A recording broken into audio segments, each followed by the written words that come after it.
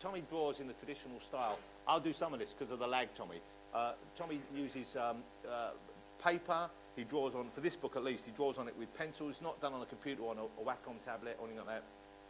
Then he inks using brushes and pens, I think. Is that right, Tommy?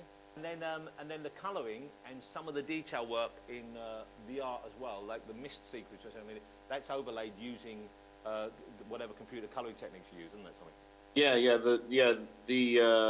The color's all Photoshop. So after the art is scanned in, then Photoshop. So some of the mist on there is actually some stuff that I've drawn on another page, and then after I've scanned it, I've blurred it and stretched it and stuff like that, and put it in other layers. This is the comics that I was going to conquer the world with when I was about 20. This was my character, Dr. Death, all right? And I drew him, and I was partly influenced. I just discovered Will Eisner. That's why he's wearing trousers like that with a belt, because I thought, and that's why he's got all that weird scribbling on. But his name was Dr. Death, and it was about the time when comics became a little bit darker, and I thought, oh, they're going to love this. I'm going to definitely get this published. And he was up against, his villain was called the Black Monkey, who had a robotic sidekick called Spunky.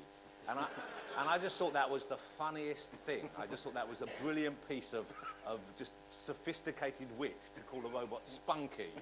Thinking I'd get away with it because in America that means something different. So have you got the other page of that? I just thought to show you. So there, that's my, Tommy, you can't see this unfortunately, but that's my early efforts work, which I just found when I was clearing up the other day, so I thought you might like to see it. And see the blokes on the bottom left flying? I have bubbles because I couldn't draw their asses and legs properly. And it also felt a little gay. And when you're 20 back in the 80s, I don't want to be caught by my brothers drawing men's bums all over a piece of paper. So you see, I couldn't draw their legs, so it's much easier. I thought, that's a good way of doing it. Don't show their legs, then you won't have to draw them. Half the work each panel. And those weird clouds at the bottom, what's that? It looks like a big, is it a bush or a cloud on the bottom one? I don't know what that is even.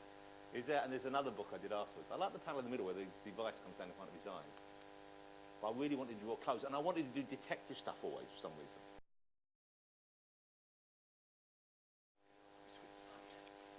Tommy, what tips would you give someone who's already done a degree course in illustration and presumably is fairly competent, I would have thought, in terms of getting into the industry? What would be what advice do you have?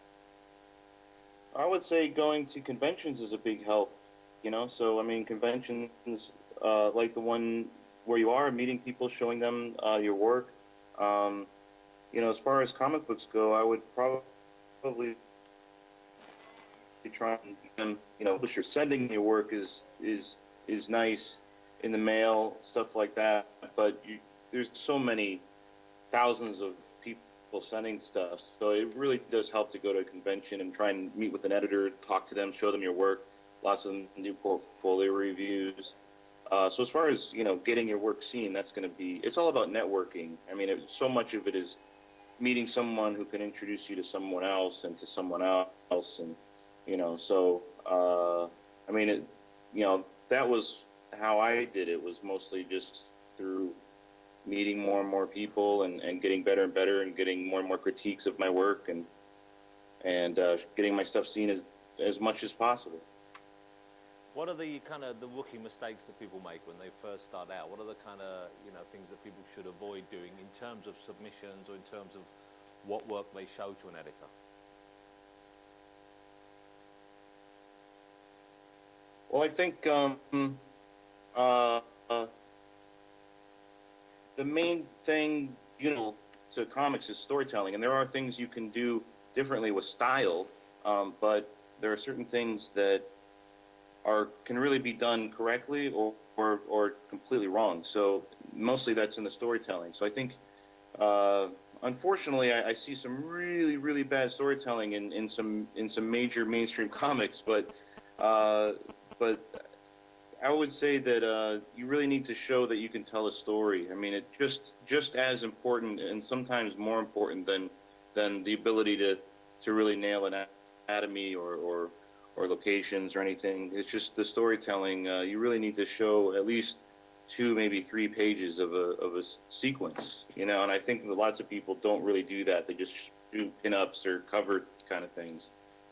That's the fun stuff to draw, isn't it? The big fight sequence, and everyone brings in the picture of loads of people fighting each other, but they don't bother showing how they can do a conversation or moving, keeping the pace. My favorite stuff's always, Oh, we didn't know what your favorite stuff was. I always was. like drawing the people just sit.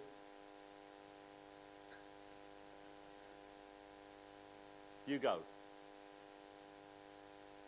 Okay, I thought you were going to say my favorite stuff to draw is Pete putting cigarettes out on prostitutes. We've already covered that, and people just didn't like that stuff. So let's move on.